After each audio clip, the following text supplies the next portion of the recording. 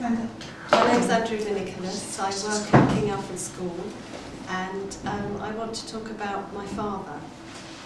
I regret not interviewing him or recording him when he was still alive, and having StoryVault just makes it so much more accessible, and I'm really pleased that I can record his story. His name is Angelos Nicholas.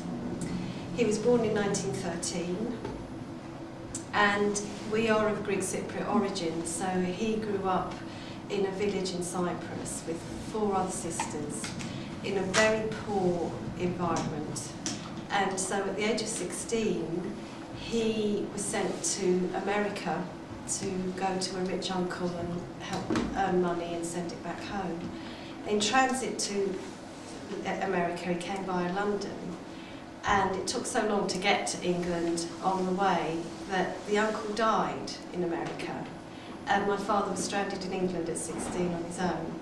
And there was a very small Greek community in Camden who adopted him, and he started he was looked after and was trying to get a job, and as with most Greek Cypriots in those days, he entered into the catering business and became a waiter. And remarkably for him, really, he was a very sociable man. He eventually ended up being the wine butler at the Café du Paris before the war. And we've got photos at home of him with people like Bob Hope, for example. And so it was remarkable that he learnt to speak English by reading the papers every day. He was obviously very bright, but without any formal education. Now, the other part of my father was he was a very passionate dancer and a bit of a ladies' man, really, because he was very good looking. And the only way to meet women in those days was to go to tea dances. So he learnt to ballroom dance, and he was the most amazing ballroom dancer. And he came to England in 1929. Now, the war broke out, obviously, in 1939, and he was called up. And he resisted going. He was terrified to go. And the story about the way he eventually became drafted was incredible, really, because he was at the Lyceum Ballroom dancing. And they had an excuse me dance. And the excuse me dance was, as you danced with a partner, they would tap you on the shoulder and then you'd swap partners. And he just swapped partner, and somebody tapped him on the shoulder, and he was about to turn around and say, "We've only just swapped partners." And it was the military police, and they took him off to wherever they took him to start getting ready for war. He served in World War II. He spent a lot of time in Italy, and interestingly, he never ever talked about his experience in the war until he had a stroke when he was 80, he was 90, and had spent 2 years in a home. And in those 2 years, I found out more about him than I'd known throughout my life growing up. He never spoke about the war. When we were 18, we had our first holiday abroad together as a family, and we went to Italy. And my father was fluent in Italian. He had never spoken a word of Italian at home, and this was because he'd spent a lot of time in Italy in the war. He also told us a remarkable story where he was in the REMI, the Royal Engineer Military Corps, and he was one of the transport men.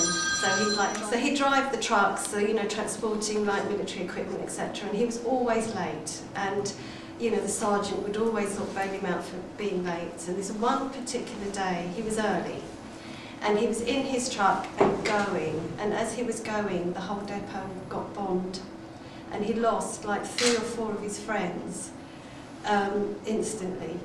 And it was just sheer chance that he happened to be early that day and escaped. And he was very, very troubled about the war. He also fought in Dunkirk and got injured, came home, was redrafted back. And so the war was a really, really difficult experience for him. But what was even harder is once they were demobbed, he still had a very strong Greek accent, and he couldn't get a job. So he had just spent 5-6 years serving for the British Army, because Cyprus was part of the British Empire then, and he couldn't get a job because he was foreign. And that really, really did bruise him. It was a very difficult time trying to cope with the horror of World War II, and then being branded a foreigner and not being accepted in British society, really. But gradually, again, he sort of worked himself through and met my mum, and they got married, and we had us. And he became a very anglicised Greek. It was quite good. We have lots of family that were very rigid and very strict in their outlook. But my father adopted all the English traditions. He was a real pub man. He enjoyed a drink at the pub. He loved the dancing. But he still maintained his Greekness. And when we were at home, we had to speak Greek. We weren't allowed to speak English. And so the Greek culture was very strong in our family. Yet my father had sort of assimilated himself into English society.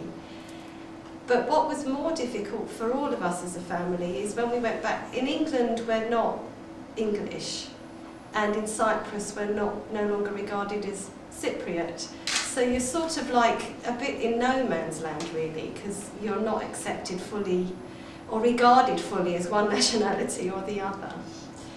But that's his story, and I just really wanted to talk about his experience of coming so young, of the difficulties he faced as a young boy, and then sort of learning English. And also, his name was Angelos, so he became Nick. And we didn't know his name was Angelos until we were much older, so to everybody he was Nick. And he loved England. He was never a Greek who wanted to go back. He loved the security, I think, that Britain offered him, and also was fascinated by, world affairs, politics, etc., which is what rubbed off on my sister and I, and why we ended up, both doing history degrees and sort of being involved because of his interest in it all. So that's the story.